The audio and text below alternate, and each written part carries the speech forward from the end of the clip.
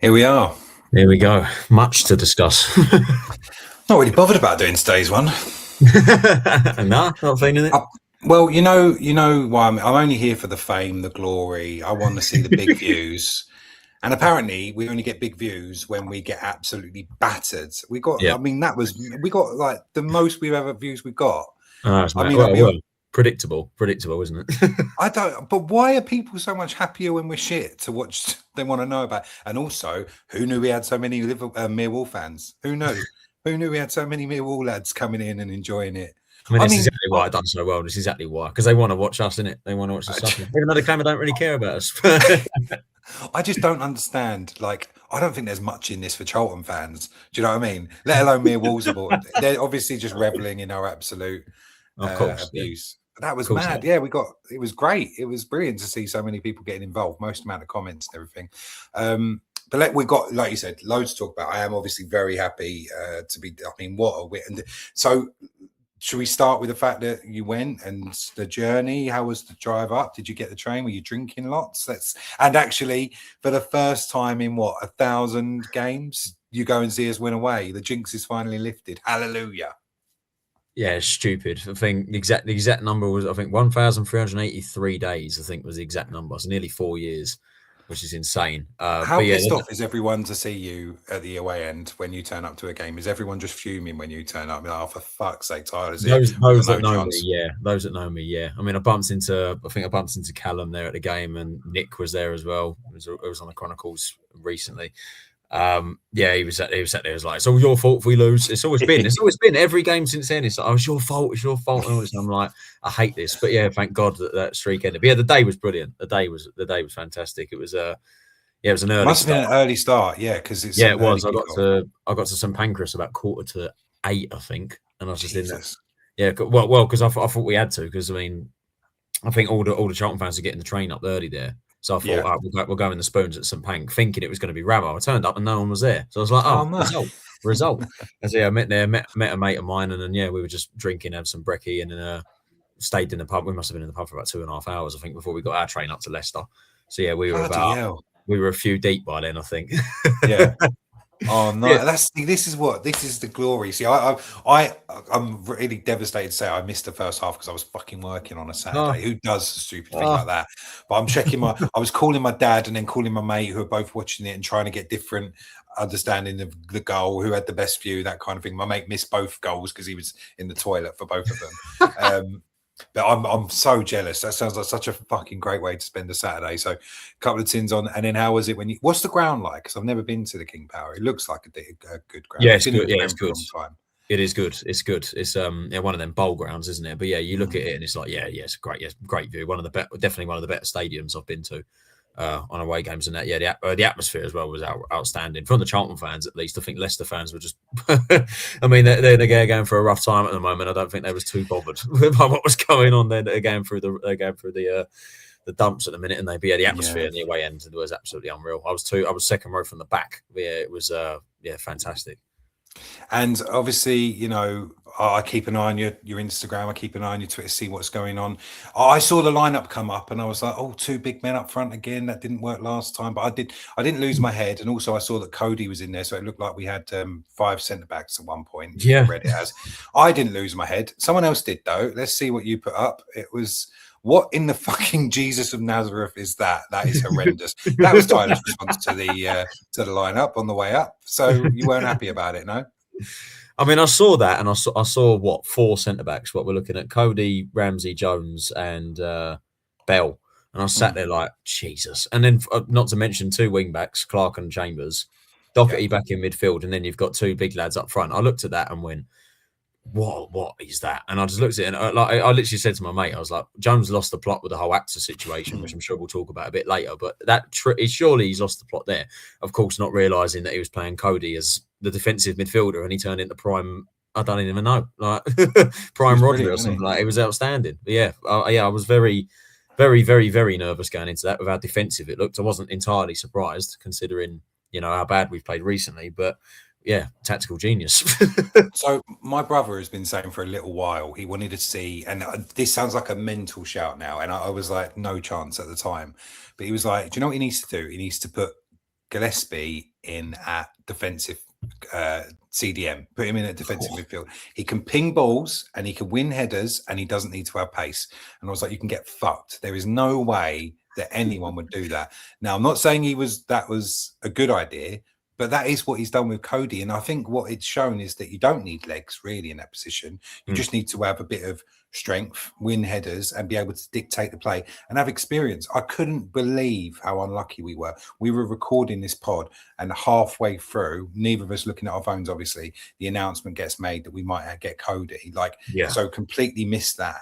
But I was so excited. I was genuinely excited. And I know a few people were not so keen, but I was like, fuck me, that he's played for England. He's played well for England. He's been in teams that have done amazing stuff, and he's got experience at Premier League and international level. That is someone who's going to come in and really lift us, and we needed it so much after Millwall.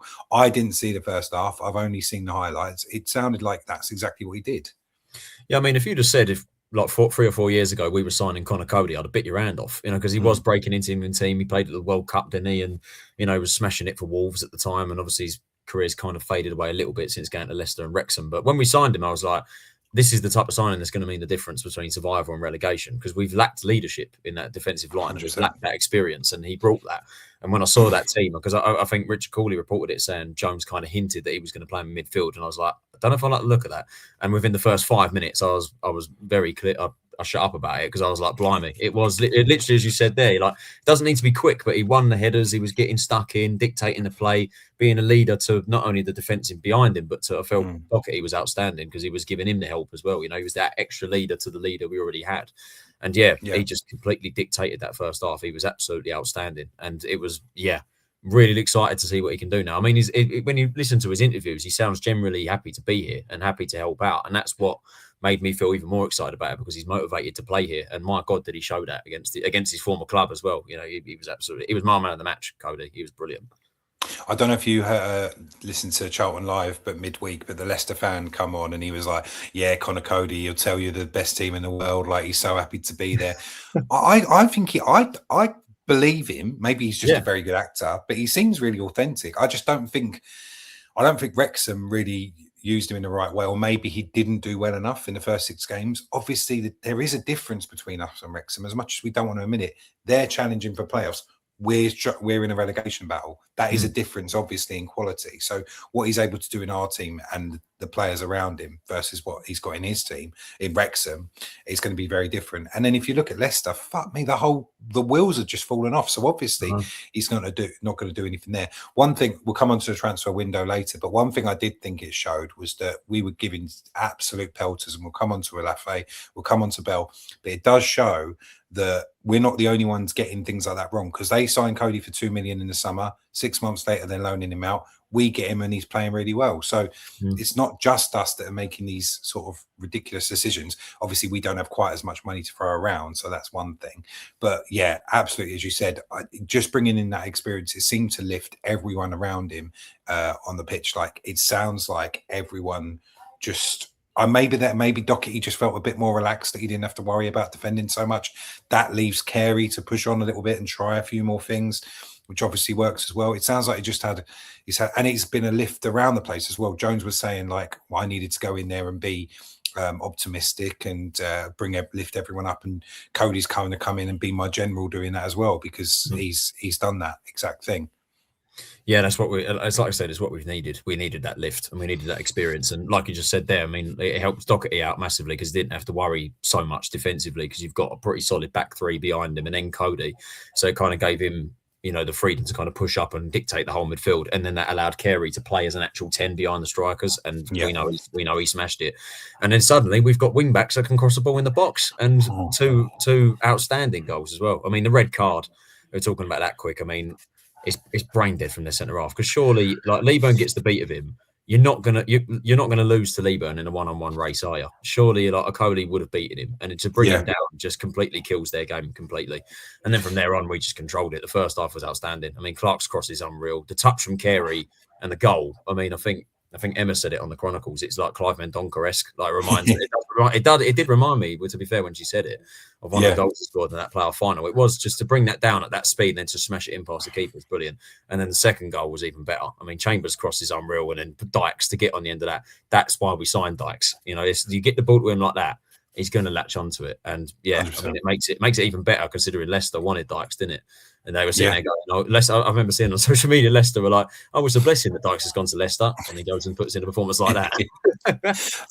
Going back to the red card, do you think it's just the fact that it's so early on in the game, it's his first offence, the fact that Miles is so far out as well? So I know it's a goal scoring opportunity, but he's obviously got to run half the pitch to score it. Do you think that that's just where the defender's gone, this is probably going to be an early yellow and we'll be fine from now?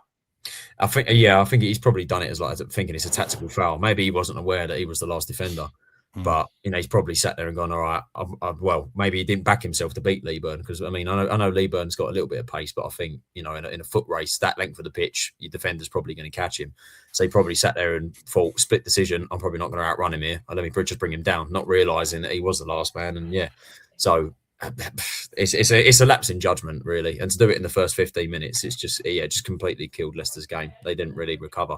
Well, I say that second half they gave us a bit more of a game, but came out well, didn't they? Yeah, they came out strong.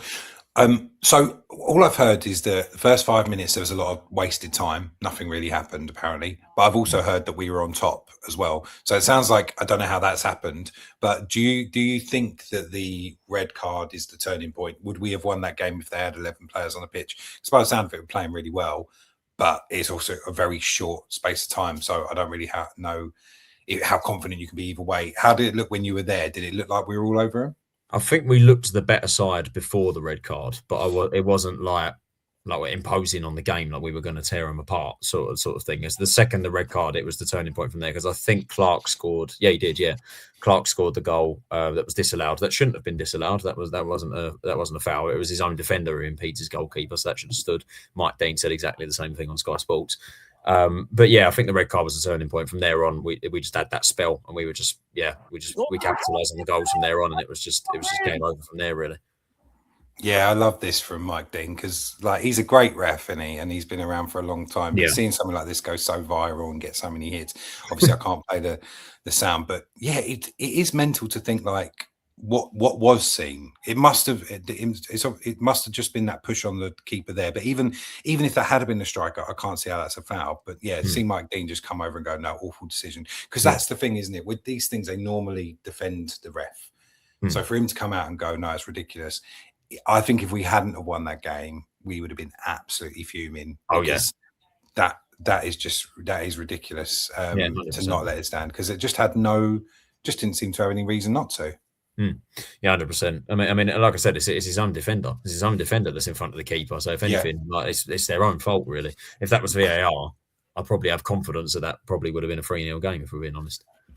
And so let's talk a little bit more about the other players, because like you said, you give Coady man of the match.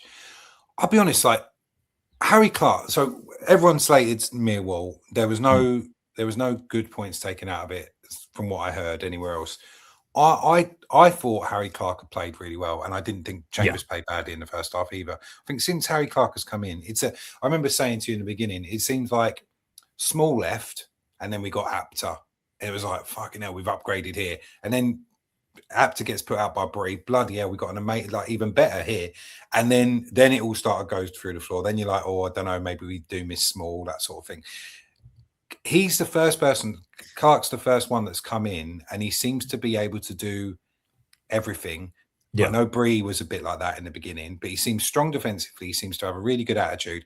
He seems to get up and down the pitch, and his delivery is brilliant as well. I think you could have said the same thing about Bree first few games in, so maybe it's too early. But if we don't try and do everything we can to keep him, I think we're missing out, because he seems to have really ticked all the boxes. Is he a bit injury prone? I know pretty much everyone signed is. Is that the big issue with him? Yeah, I think that was a big problem. He come off a lengthy injury with Ipswich, which is why he wasn't in the squad this season for them. So that explains it. But yeah, I've definitely been impressed with him. I think it took a little while for him to grow into it. The first few games he played, and I think this was definitely his best game by a mile.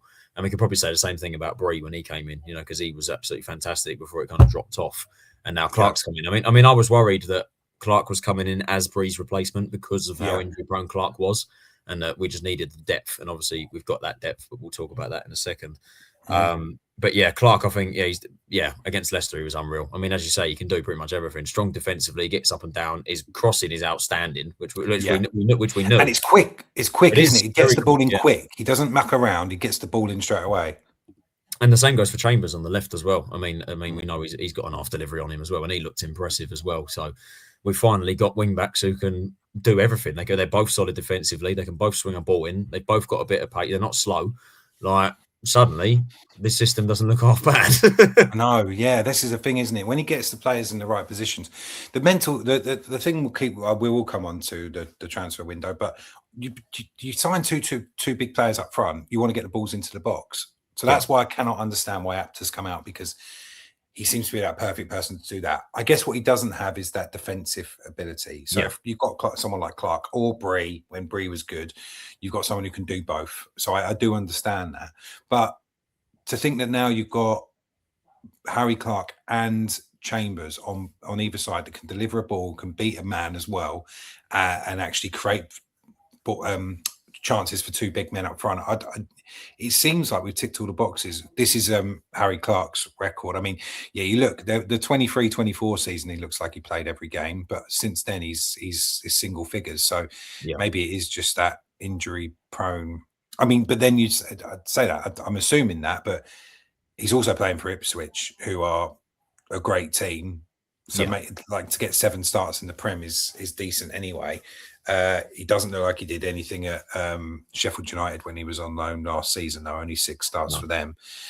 I think, I don't know how. Do you know how long his contract is with Ipswich? Is he out of contract in the summer? Do you think this is going to be a perm deal after this? Or I'm not entirely sure. I know allegedly he's their 4th choice right back. So if Ipswich go up, let's be honest, I think it's pretty clear he won't be there.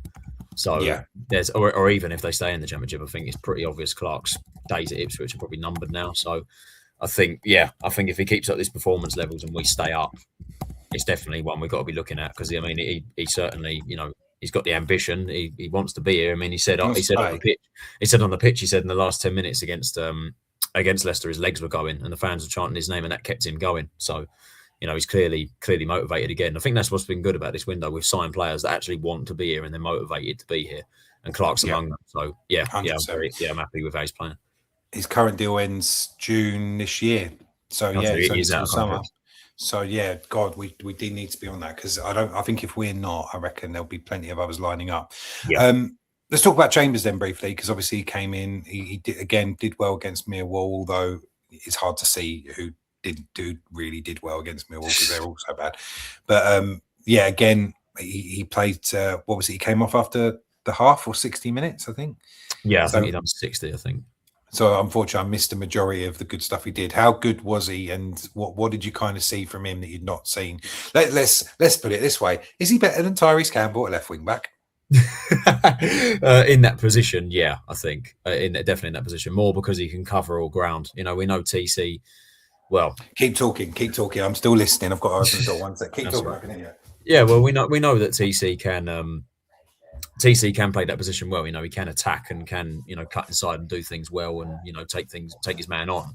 It's the defensive thing that lacks, and I think what Chambers brings to this team that we've lacked is that defensive side. It's something that Josh Edwards obviously could do at the start of the season until we lost him to injury, and we just never recovered from that. Someone who could do both sides of the game, and I think that's what Chambers has done so well. He's only been here a game and a half. Well, he's probably played equivalent of a game, but against Leicester he was probably exactly the same as what Harry Clark was, just on the other side. Just getting stuck in, putting balls in the box. The cross for Dykes was unreal. And like I said, it's something that we've lacked all season since Edwards got injured. We haven't really had a replacement since then. I mean, Bell could do it for a bit until his legs broke down, so he can't play that position anymore. And TC, it's tough with TC because I mean, people have always said, we play him in his natural position, he might do well. But even then, I just think in terms of, I mean, I know it's tough because I know he's not a defender. I know he's not a wing back, but it's just even then he's played so many times in that position when other players have put in better games in that position and he's continued to play. That's just been the frustrating part about it. But now we've got Chambers in, suddenly we're looking pretty good. But obviously it's clear that TC is going to be Chambers' cover for the rest of the season. So if Chambers does get injured, then TC comes back in and suddenly we've got a problem again. So it's just about keeping Chambers fit for as long as we can. That's it, isn't it? Because again, with that was the issue with Wigan last year, wasn't it? That he just he was a bit injury prone. So again, listening to Charlton live, I heard someone describe that cross he puts in as sort of Trent Alexander-esque, like that ball from the sort of middle of the pitch. And I kind of get it. I think it was Paul who said it. So credit where credit's due. Do you see him? Obviously, he's got a very high ceiling because he's so young. Do you see Liverpool recalling him straight after this loan? Do you think that there's any chance because as good as if he's that good, do we do everything we can to sign him, or do you think it's just that's not going to happen? He's going to get recalled because I know they've had issues at left back. Obviously, Robertson was there for so long, and then they struggled to get someone in there. But they are like arguably one of the best team in the country. Maybe not at the moment, but you know what I mean. So. Does he get into that team? Does he just go on another load of loans? What do you do with him if you're Liverpool? Do you get do we put in a decent bid for him and try and snatch him off them?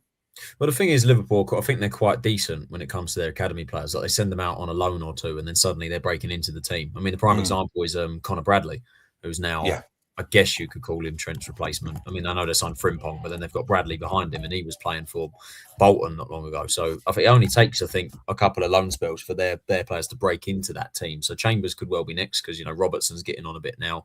They've obviously got Kirkes, so Chambers in theory could be his backup. I can't remember. I don't know Liverpool's pecking order. I think it is Kirkes, then Robertson, and then beyond that, I don't know. So Chambers could be next in line. I think it really depends on the fee if we were, because obviously we're going to have to pay for him, aren't we?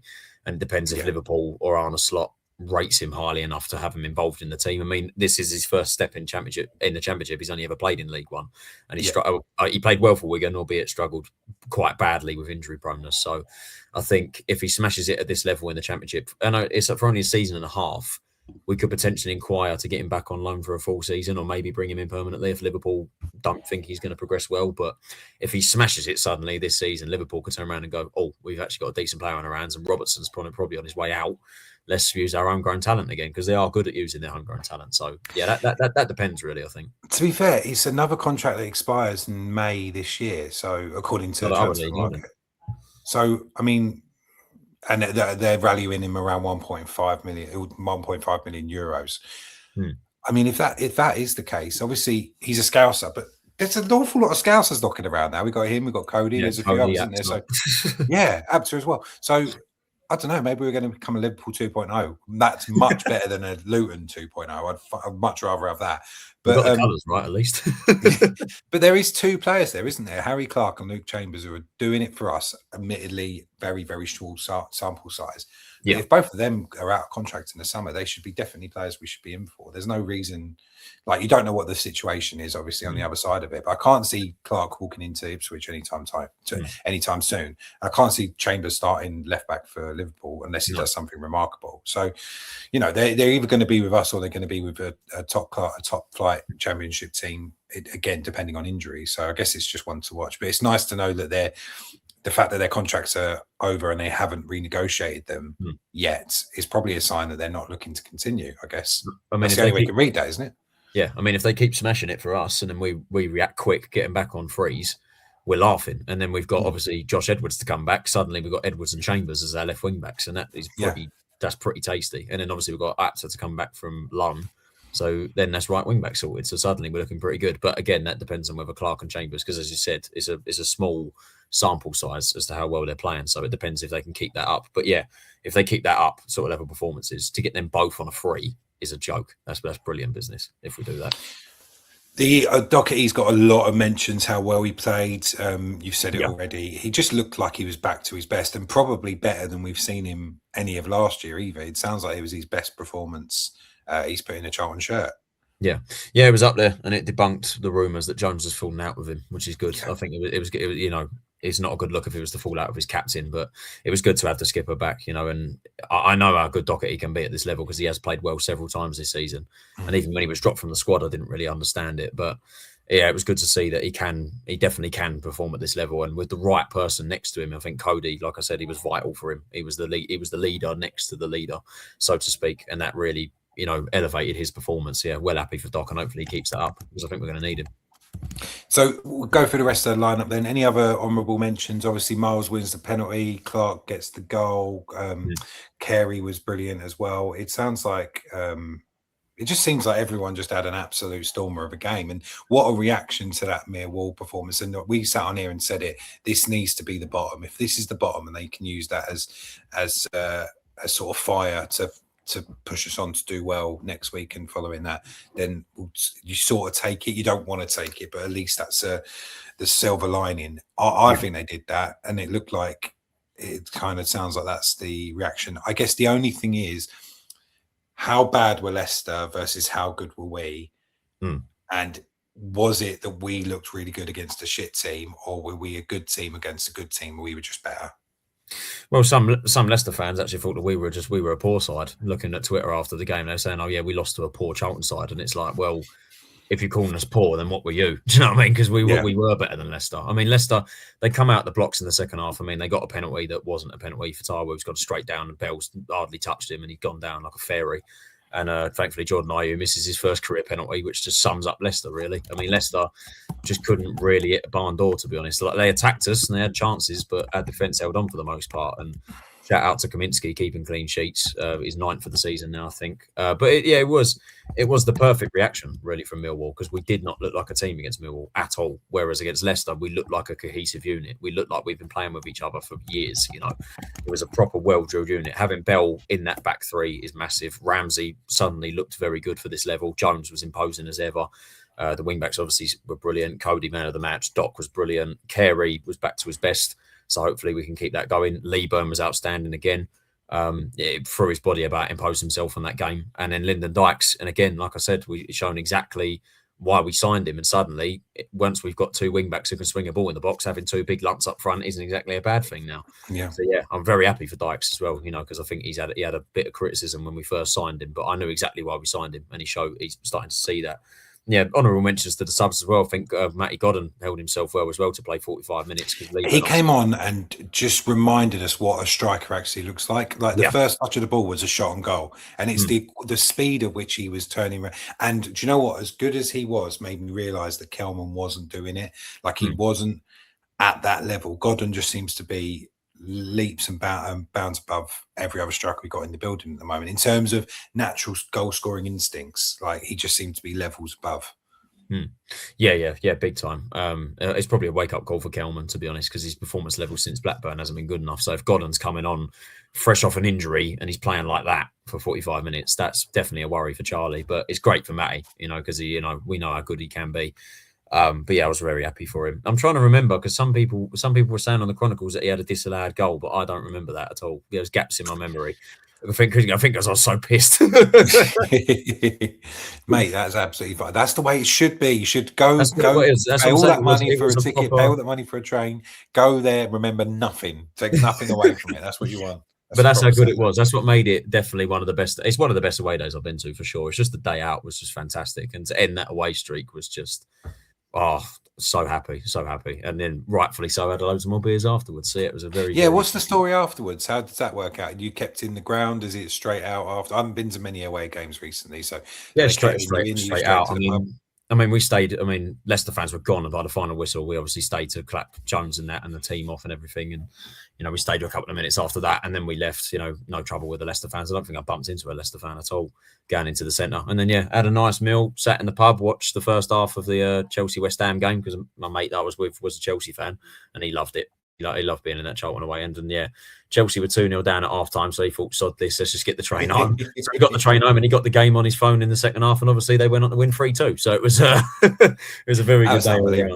I watched that back on Match of the Day. It's unbelievable. Yeah, so that fight in the end was mad.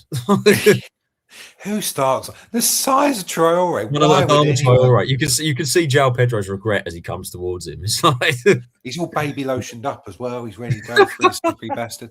What that moment at the end of the game, I was a couple of tears. I'll be honest with you, because it was so emotional. No, I'll be honest, that it really touched me. That did. I thought, because Jones gets so much shit. He gets so much shit, because I remember my mate talking about him. My mate who's a Charlton fan, who's just very pessimistic about everything, was like, "Oh, do you remember that game against Wickham where he waited for the camera to come over him?" And I was like, "No, I just think he genuinely is a bit of a nutter. Yeah, he's just very like emotional. And he leaves it all out there. I've said it so many times, but 10 times rather have that than someone who just keeps their hands in the pockets the whole time. I say it every week, but that's what I mean. I was never an answer me was like Jones out, because of how far we've come under him. We are going to have bad times, especially as we've just gone up into a league and spent the most amount of money for us, but fuck all in comparison to everyone else. So to have that moment at the end of the game where everyone in that away end just seemed to be absolutely loving him. Is that how it felt? Was there anyone there? Do you get the opinion that a few people there were like, "Ace Jones out, but this is quite a nice moment, I'll just clap him anyway"? Or do you think everyone was properly like, "This is our God and we'll follow him through the Red Sea" kind of thing? If anyone was still Jones out after that, they're probably keeping it to themselves, because it just felt in the away end that everyone was just, it was just winning back the fan base, because he definitely lost it after Millwall and suddenly he's regained it back within a week. And his reaction after the game, I think, said it all. I think his interview was the best one he's ever done as well, because you can say whatever you want about Jones, but he cares. He cares about this club. He really does. And he's got the passion for it. And we haven't had that probably since Bowyer left, to be honest. And maybe you can throw Jackson in there as well, because he's Charlton through and through, isn't he? But I don't think we've had that sort of level of passion from a manager for so long than Jones since Bowyer, to be honest. It's been great to have that feeling back. And I'm like you, I was never Jones out. I mean, you can question him, and I think we was right to question him. Criticise things, of course. But yeah, to sack him now would just be such a backward step. Like it just wouldn't improve it. I couldn't name a manager right now, to be honest, that could come in and do a better job than he's doing now. And obviously 2 years today since he got appointed, and the job he's done to take us from what we were in the bottom four in League One when he took us over, and suddenly look at us now fighting in the Championship. And if we're going to put in performances like that for the rest of the season, I mean, we've still got a way to go, but we're looking somewhat all right to stay up. So, but yeah, I think that to see that atmosphere at the end of the game was unreal, because I don't think there was one Charlton fan, at least from what I come across, like I said, people probably keeping it to themselves if they're Jones out, but everyone was in support of him and the squad, and it was amazing. It was just amazing to see. It was brilliant. Great day, lovely stuff. Let's move on to the transfer window then, because again, been busy boy. We had we got the Rollinson, we had the updates back, and it was great to see them. I loved them, followed all of them. We rated the window last week at a 4.8. Is that what you think? Obviously, seen a lot of 4 of those players who've come in the window started on Saturday. 4 of them played really well. How do you rate it now? Looking at it, all ends up. I'll give you my opinion. So, Apter was never going to play for him, so you'd rather have him going out than stay. I would rather he play, but seeing how good Harry Clark's been, I can kind of understand it. Tanto isn't going to get in over the 4 strikers we've got, because he's clearly wanting to play this Miles and Dyke system, 2 up top and then bring Godden or Kelman on. So that makes sense. And then you can flip those runs around. I don't think Tanto gets in above those, so I can understand him going back on loan and going back somewhere he knows probably makes sense for him as well. And it sounds like to get that deal done is we had to take Favier. Now, his stats aren't great, but I liked what I saw of him on Saturday. Talk about him, because we haven't mentioned him, actually. What did you reckon of him when he came on, or were you too pissed to remember? I did remember him coming on. I think he switched wings at one point with TC. I think he started on the... Did he start on the left and then ended up on the right, I think? I think he started right and swapped to the left, I think. Was it. Yeah, TC was already on the left. Yeah, that was it. I didn't think all too much of him, to be honest. I think he did the job that was required when he come on. Obviously in the video I was very skeptical about Fevrier, because I just didn't get the whole him Apter deal, to be honest. I mean, obviously it was part of the Tanto deal, but I mean, loaning someone from the division below already sounds a bit if you know what I mean. And he also wasn't playing for Stockport. He wasn't in their team. But Jones is obviously I mean, I agree that Tanto going on loan is a good thing. Not great that we spent 1.5 million on him and he's ended up 6 months later back at the club that we signed him from. So they're 1.5 million better off with the same player. So Jones has obviously gone, right, you can have Tanto back, but he knows that we need cover on the wing back areas. All right, we'll take the guy you're not using. And I don't really see what Fevrier offers that Apter wouldn't have offered. Do you know what I mean? Like, I'll be honest. I think he was a little bit more direct than Apter. I think Apter is, But I think Apter's more get to the byline, cross it in. I think Fabio looks, and I've seen 10 minutes of him, 15 minutes of him, but it did look like he's a bit more of that small kind of style of player. I'll go at my player every time. I'll do a bit of skill. He probably doesn't know what he's going to do. He looks like that type of player, that kind of elastic, like God knows, but I might get past him.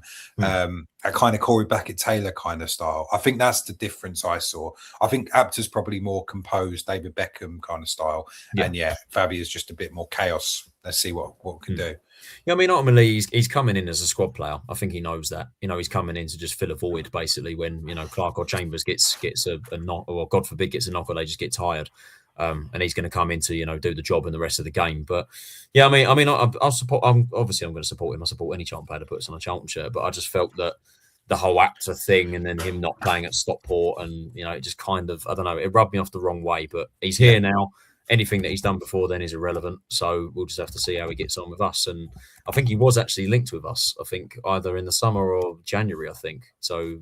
So the link's in there. We've monitored him for a while. Jones clearly rates him. So we'll see how he gets on. So yeah, good luck to the guy.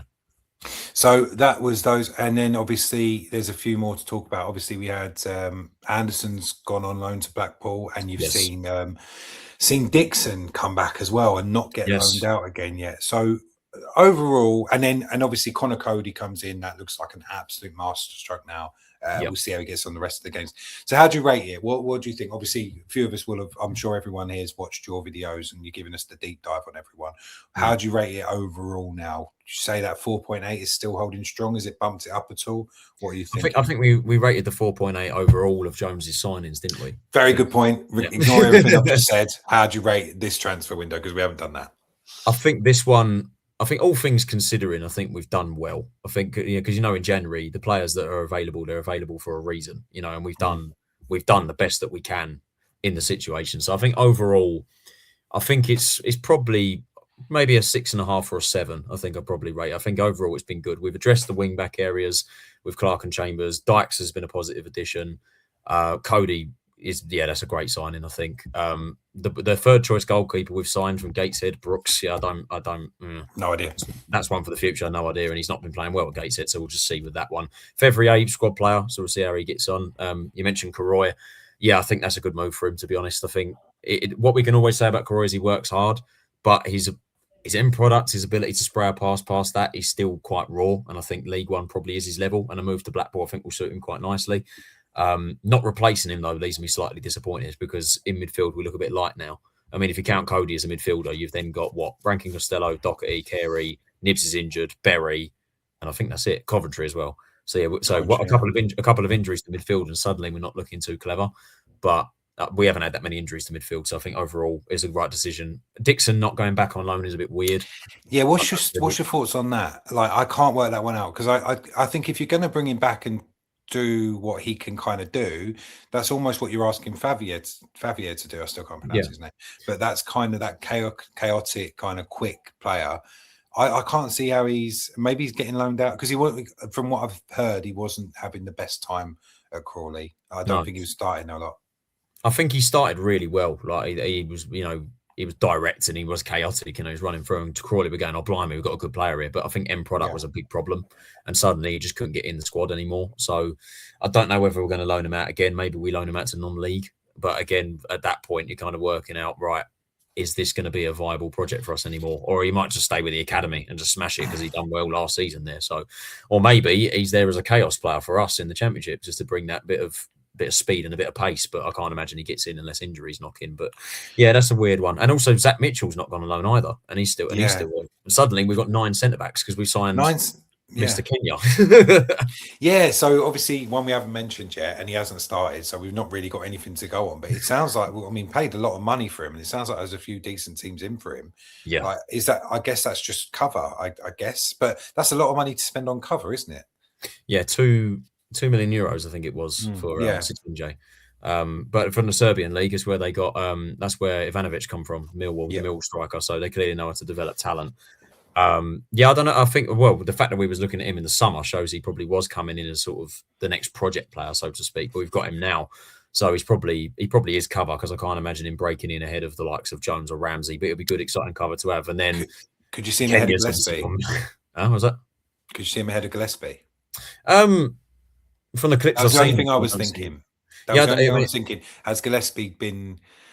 So is he so out of favour now that maybe he's like, I can't play him anymore, so I'm going to have to bring someone else in. Potentially. I mean, he's right-footed, so I don't know if he could play maybe as the left-sided. I mean, we've got Bell as well. I mean, at the moment, the way Bell's playing, he's not going to get ahead of him. But we'll see. We'll see how he gets on. I mean, the Kenyans are certainly optimistic about him. The engagement's been unreal since he's come in. I can't believe it. It's insane. And you described it as a masterclass of marketing. I think I saw on your Instagram. Yeah, I mean, they're engaging with every post. They're always wondering, like, where's Collins? Where's Collins? And now I'm all of a sudden really excited to see him play because I just get really big Naby Sarr vibes off of him. I just think he's either going to be the next best thing since sliced bread, or he's getting sent off on his debut. There's no in between. But either way, I think we're just going to love him. I think we love him already, to be honest. But he's got a lot of potential. He's only 22. He looks dominant. How long's the deal? 3.5 years. Yeah, so it's an investment, isn't it? Yeah, all right, so we call it about a 6 or a 7. I reckon you're about right. I'd say like we've definitely shored ourselves up and we've added some players there. If Coady for me is the Pratley that we've been missing, I think Dobson is a bit more. We've been saying that for a while. We need a Dobson, we need a Pratley. I don't think Dobson. I think Dobson's leagues above in terms of he can still run around, but he's that Pratley kind of level of player where he's just got all the know-how, doesn't need to run because he's got players around him to run. The only thing that upset me a bit was the ones we missed out on. There's 2 big ones that I was a bit pissed off on that have gone elsewhere. So you've got Joe Aribo, who's gone to Leicester. And like you look at, I can only think his wages. Because Joe, obviously he would be on a lot of money. And I can only think that Leicester have got that money available to spend. And we haven't. That's the only thing I can think. Because why wouldn't you come back to a club that's loved you and like looked after you and is looking like we could be in a slightly stronger position, especially if they get that points deduction. They're going to be right in it, and we look like we're climbing out. I mean, and the other one that I was a bit disappointed about, and I'm sure you've seen this one as well, was the Raksaki one, because for me, him going to Stoke, I know where Stoke are, I know there's a difference there, but again, it's that kind of thing that it looks like he is. I don't know how much he's going to play for them. He's probably a bit too good for them, but they're not flying. Like where are they in the league? I think they're outside the playoffs. They're 12th. They're 12th. Well, they've really fallen off. Oh, blimey. Yeah. So where does that come from? Do you think? And did you see those and were you a bit gutted about those? Because you said we're short in midfield. Like they're not like Favia. They're players who can cause chaos. They can create things, but they know what they're doing. They've both got end products, and they've both done it at a higher level than we're at the moment.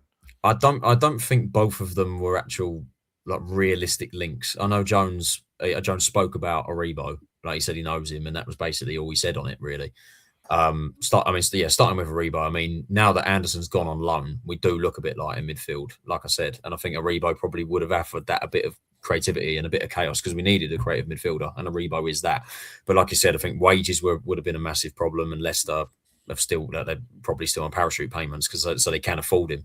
But I mean, if we did have a realistic chance to sign him, I think that would be gutting to miss out. But then again, he's another one that's out of contract in the summer, so suddenly.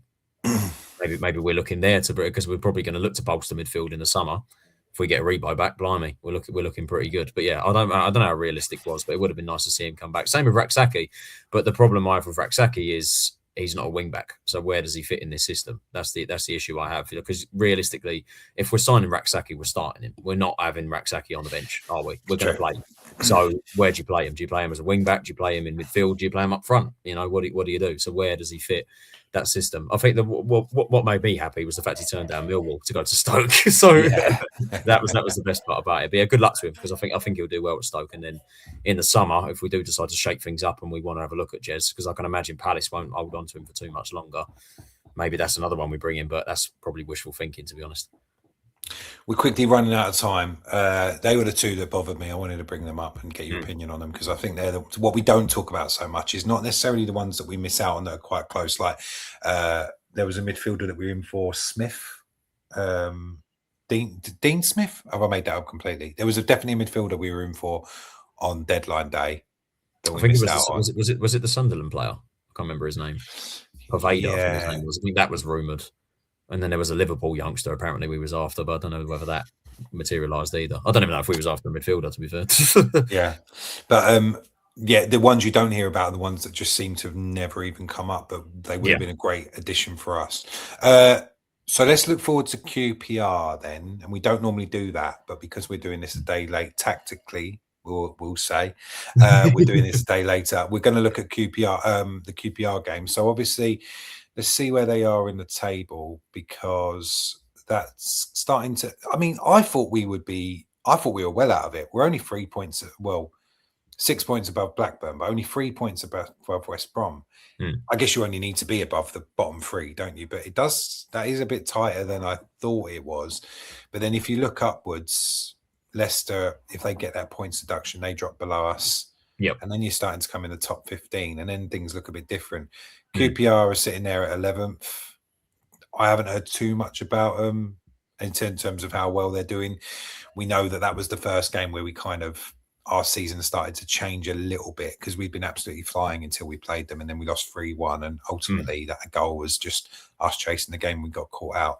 What are your thoughts in terms of lineup and what we should be aiming for? Because I've heard that a few people say, we need to get 6 points out of these next 3 games. None of them seem that easy, and that one probably is playing 11th in the Championship. That's never going to be an easy thing to do, is it? But no. We've been good at home. So, and if we're coming off the back of that Leicester performance, I think we just need every team from now to the end of the season to get a man sent off against us. I think that's how we do it best, basically. We're great when we're not playing against 11 men. Yeah. But yeah, I think coming into, this next period is vital for us now, because we've got 3 home games on the spin, and all of them are crucial. So I think that's going to help us massively. And coming off the back of that performance at Leicester, that's only going to help us out more.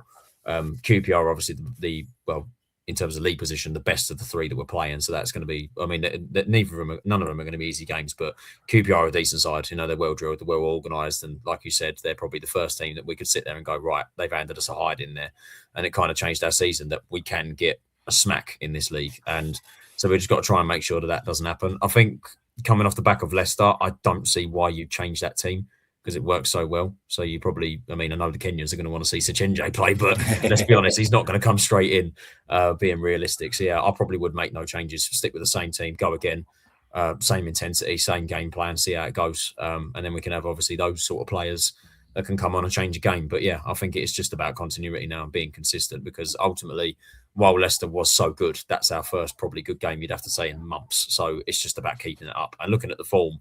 We're 6 points away from relegation, so we've got ourselves out of it a bit, and a couple of good results, and suddenly we're up to mid-table, which is probably where, we take being there in 18th now. But yeah, mid-table will make it even better. But yeah, it's just about keeping the squad together, keep supporting the boys, keeping the unit, and keeping that performance level up, and suddenly we're looking pretty good.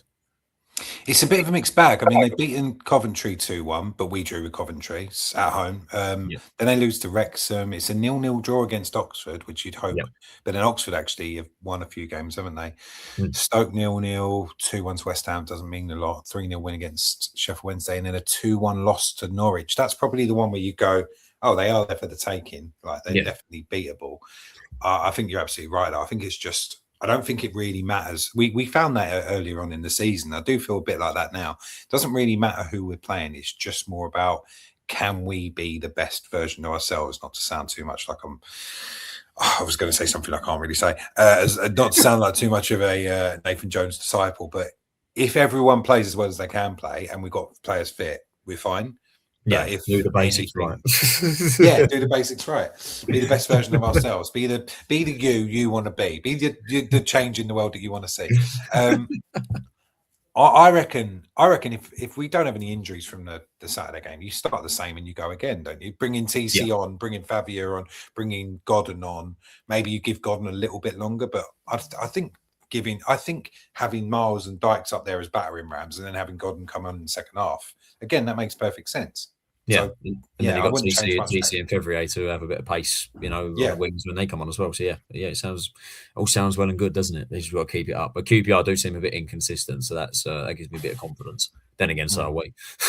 I guess the thing is, even with our bad record, we haven't been that bad at home, really. Like, we haven't really put in an awful. The worst game we've played was the Chelsea game.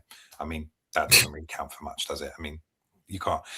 To be fair, if West Ham are beating them 2-0, though, maybe you do need to look at something else. But then they won 3-2. All right, cool. So let's go over last week's show. There was a few comments in there. I think need addressing. Not too fond of you, I think it seems. No, I got absolutely slated, torn apart. I can't get my head around, right? If you're a Millwall supporter watching this, fair play. I how you got the time. Good luck to you. Yeah. I can't explain how annoying that chant is. 1, generally. 2, when you're a Charlton supporter. And 3, when you've just lost. Like, of course, I'm going to be upset by. It does sound like a shit chant. For me, dead cow in a field. I'll say it again. Just a meh. It just sounds like it's horrible. Red Army is not that much better. I'm not going to say it's generic. It just sounds like it's just an army. Like, I love it because I'm a Charlton supporter, but they fucking hated me talking about it. I'll bring up some of the comments now because. Yeah, definitely some of them need addressing. At one point, I got a bit scared. I'll be honest with you. I got a bit scared. I don't know what I don't know why I've upset these people so much. I don't know what. This was the big one. They do get this way, I think. And I mean, I'll be honest with you. That Coburn's goal, the miss. It's still one of the funniest things I've seen. Like, it's hilarious. There were Millwall supporters sitting next to me in the pub going, what the fuck has happened there? Exactly. And laughing a bit like, what has happened? I mean, the Millwall chant that is class. I don't know if it can be class. It's just one word. It's terrible. And it's bad. This is a bit I like. That Sam Geezer is deluded. Clown. Look at the stats. 23 shots and almost 4 XG, 50 plus touches in your box. So no, it wasn't a 4-0 game. It should have been 5 or 6. Worst team has seen the Den all season. Right, now let's address that. Okay. We were shit. We were so shit. It was an awful display from Charlton. Like, we were terrible. I think the point I was trying to make, and I probably didn't make this very well, was that we've had games where we've been battering the other team and we've lost because they've nicked a goal against us. Leicester, perfect example. All over Leicester, they have one bit of class and they score. I guess what I was thinking was they were only 1-0 up against us at halftime, and that was only from an own goal. And then they'd missed that chance. I just thought that maybe if our goal had counted, the one where Dykes has a shot and then Kelman follows it up, it would have been interesting to see what had happened. I don't know if it would have been 4-0 after that. It might have been the impetus that they needed to actually kick on and destroy us from there.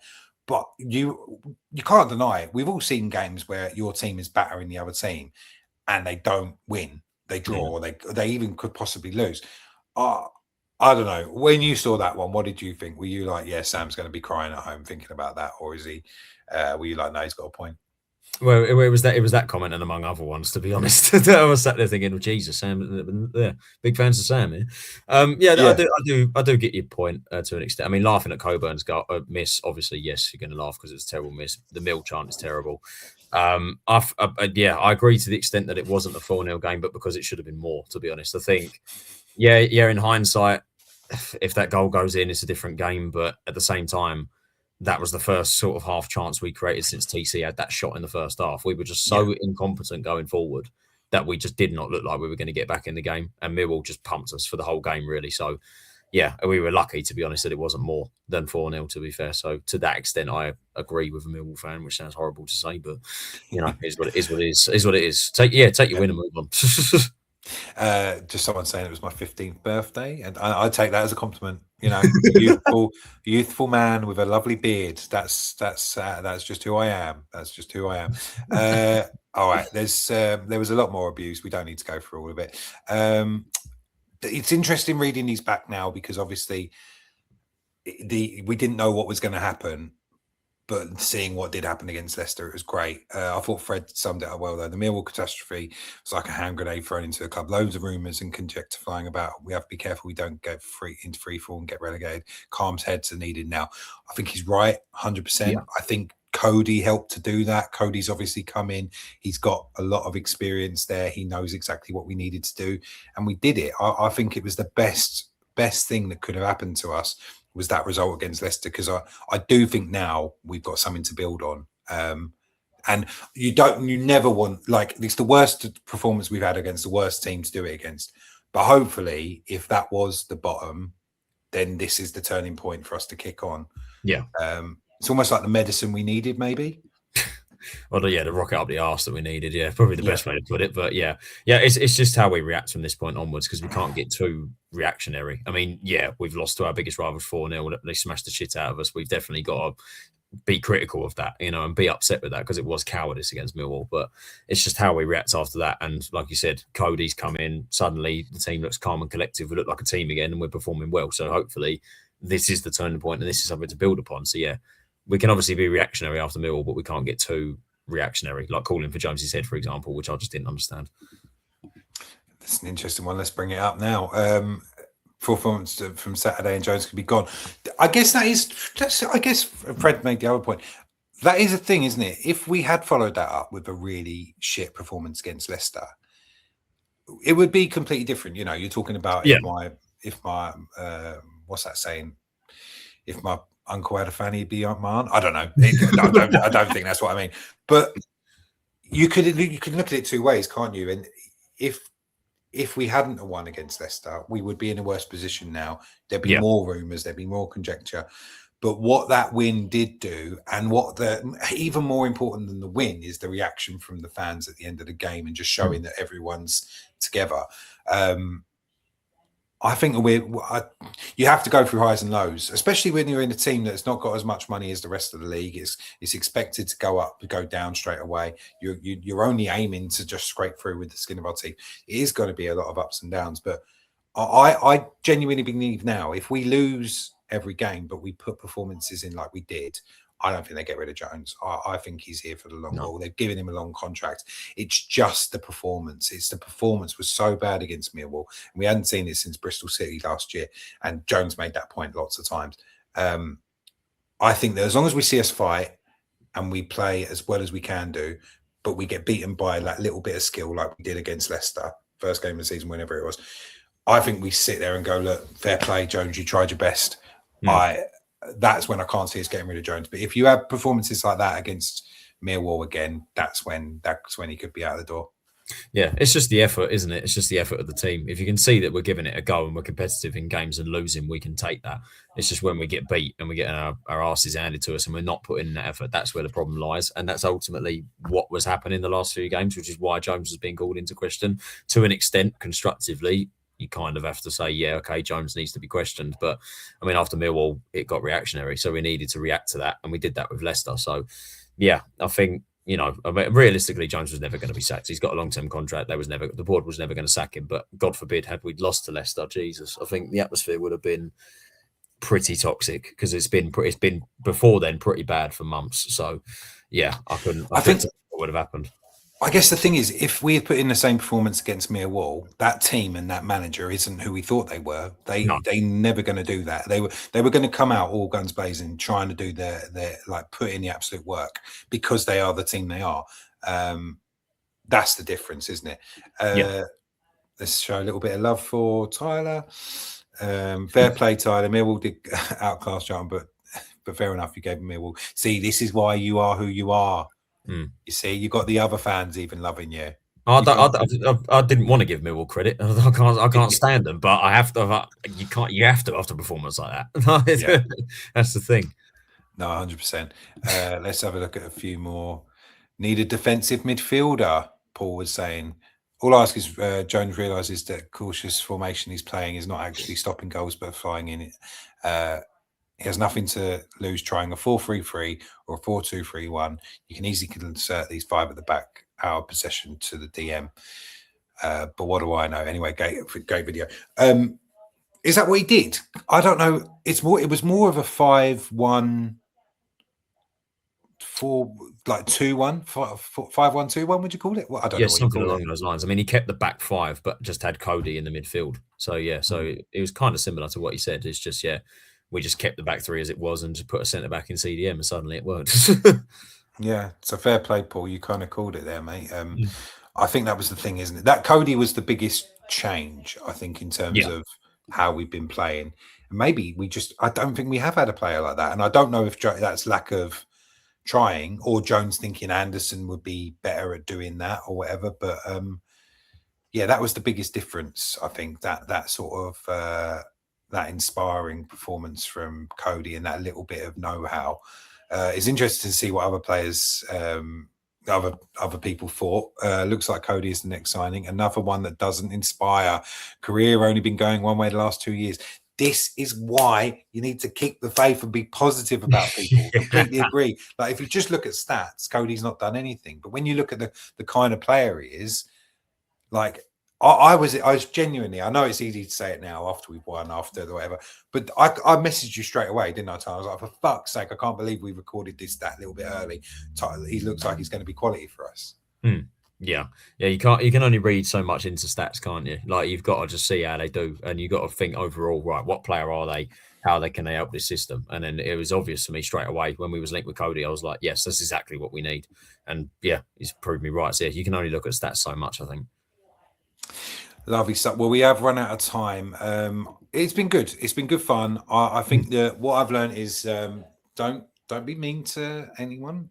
I still don't think I was that mean. I think I was just trying to say like what I've said already. I can't be asked to go through it. But yeah, well, we know we're going to get fuck all views on this because we actually won a game, so no one bothers watching when we win, apparently. So it doesn't matter anyway. Let's have some faith. Well, if you do watch, like and subscribe, tap that little update button, and you'll get them straight away. If you're a Millwall supporter, who's your favourite Charlton player? What are your favourite Charlton moments? Who do you think we should have said? No, thank you all very much for watching. Lovely to see you again, Tyler. Get your questions in. We've got to hold Tyler accountable. I could feel him flagging before last week, but I think he's back in now with the absolute bashing that I've got on this. Feel free to abuse me. Feel free to abuse me. It'll be lovely to have the comments. Give Tyler something to laugh about. I just love the attention. So it's all good for me. So we'll see you next week. Hopefully we'll be celebrating another big win and crawling out of this relegation battle. Would you say we're still in one? Would you say we're still in a relegation battle? Yeah, of course we are. I think we are. 100%. Good. Just a reality check there. We're still fucked. Great. Lovely stuff. See you next week. So go, guys.